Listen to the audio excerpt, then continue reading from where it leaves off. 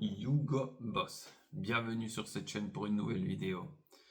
On continue donc la série de la sélection naturelle. Donc aujourd'hui nous allons parler des catastrophes naturelles. Parce que oui, c'était quelque chose que je n'avais pas mentionné dans la vidéo. Parce que voilà, je l'ai oublié. Et puis je pense que vous le savez vous-même que voilà, quand on est en train de tourner, des fois, on peut pas penser à tout. On peut pas tergiverser longtemps et donc des fois ça arrive que l'on puisse oublier certaines choses. Donc nous avons constaté que les catastrophes naturelles augmentent en fréquence et aussi en intensité. Et évidemment, il y a essentiellement deux causes à cela. C'est notamment l'augmentation de la population, justement, qui a été possible grâce au progrès de la médecine, qui maintenant, si on se fie à l'hypothèse développée dans quelques vidéos, la sélection naturelle est en train de s'occuper quelque part de réduire cette augmentation incontrôlée de la population. Mais voilà, nous nous retrouvons avec une population nombreuse qui s'urbanise aussi de plus en plus. Et ça, c'est le début d'un cercle vicieux. Pourquoi? Alors déjà, la plupart des gens qui s'urbanisent, normalement, ils s'urbanisent avant tout seuls.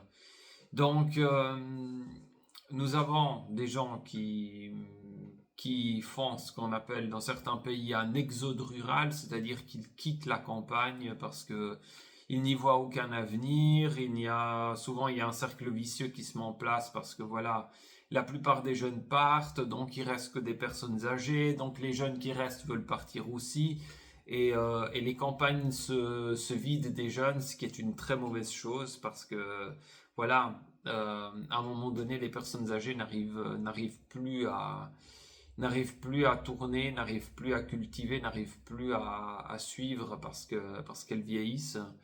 Et les jeunes ont tendance à dire voilà, il n'y a pas d'avenir sur place, donc je vais en ville. Alors tout le monde va en ville. Simplement, c'est quoi encore la tendance qu'il y a en plus, surtout encore dans les pays occidentaux? C'est que la plupart des gens, justement, affectés par cette sélection naturelle, ils ont de plus en plus de peine à lier des liens avec leurs semblables. Et donc, chaque fois qu'ils cherchent un appartement, une maison, quoi que ce soit, ils veulent toujours être seuls.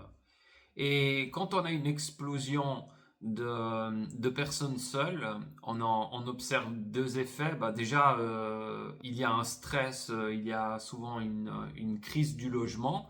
Parce que voilà quoi, imaginez un foyer où à la base il y avait peut-être cinq six personnes qui vivaient ensemble et tout d'un coup tout le monde veut vivre tout seul. Ça fait 6 appartements de plus à devoir construire et puis à un moment donné, il commence à n'y avoir plus de place. Donc, à un moment donné, soit il n'y a plus de place, soit on en trouve encore, mais c'est difficile. La demande de logement de tous ces gens seuls augmente, donc forcément ça fait monter les prix aussi de l'immobilier. Et par la même occasion, c'est prouvé maintenant aussi par la science que les personnes seules, en moyenne, elles consomment plus que les personnes qui sont entourées, donc qui sont en couple ou qui sont en famille. Et ça, c'est un problème parce que plus on a des personnes qui justement sont seules et consomment, plus la pression sur les ressources augmente. D'autant plus qu'en ville, il y a un autre inconvénient qu'il ne faut pas oublier, l'autoproduction est difficile parce que à la campagne, si vous avez du terrain, vous pouvez autoproduire un minimum. Vous pouvez décider de planter vos propres légumes, vos propres arbres à fruits, au moins aussi les herbes aromatiques, le b.a.-ba, quoi. Mais vous pouvez autoproduire vous-même quelque chose. En ville, vous êtes complètement dépendant de la grande distribution. Vous ne produisez plus rien vous-même, ou presque. Donc ça accentue encore plus la pression sur les ressources. Et puis, ben, il faut savoir évidemment que les ressources, soit il faut les extraire, soit il faut les produire. Ensuite, il faut les acheminer pour être transformés. Ensuite, il faut les acheminer pour être commercialisés. Et ensuite, il faut acheminer les déchets à la déchetterie ou ailleurs, disons. Donc, vous voyez que tout ça mis ensemble, ben, ça commence à produire beaucoup de pollution parce que voilà, il faut de la pollution pour le transport, il faut de la pollution bah, pour extraire les matières ou bien pour les produire. Et puis, ben, il faut aussi bah, du carburant pour acheminer le produit fini et encore après pour acheminer à la déchetterie ou ailleurs. Donc voilà, c'est tout un cycle de production qui est polluant, pour ainsi dire, à chaque étape, qui augmente. Alors que, voilà, si plus de personnes vivaient à la campagne, par exemple, et que l'urbanisation était moins forte, bah, il y aurait beaucoup plus d'autoproduction locale parce qu'il y aurait le terrain, il y aurait la possibilité d'utiliser son propre terrain. Donc, tout ça, ça crée un cercle vicieux parce qu'évidemment, si, euh, s'il y a s'il y a une pression sur les ressources, bah, il y a beaucoup de problèmes parce que déjà, ben, faut creuser de plus en plus.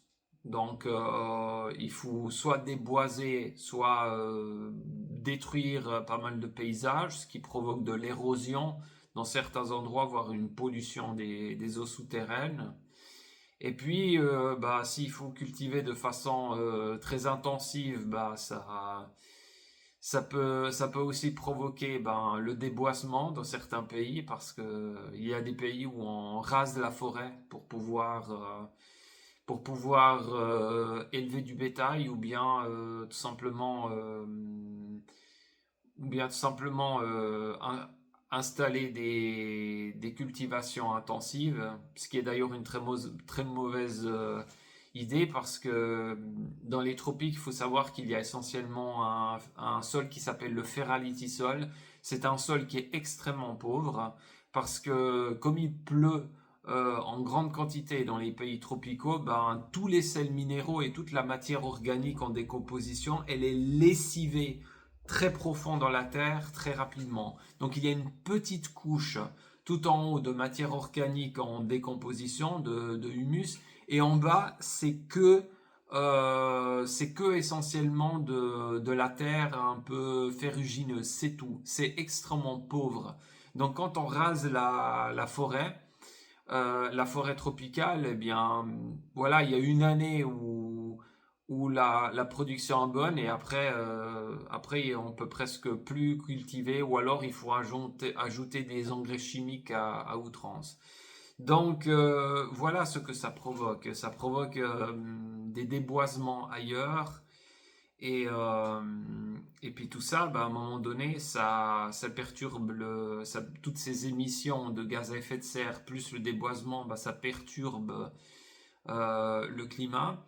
Et puis, bah, on se retrouve à avoir des catastrophes naturelles. Et puis bon, bah, les catastrophes naturelles, comme on le dit, elles augmentent soit en fréquence, soit en intensité, soit les deux.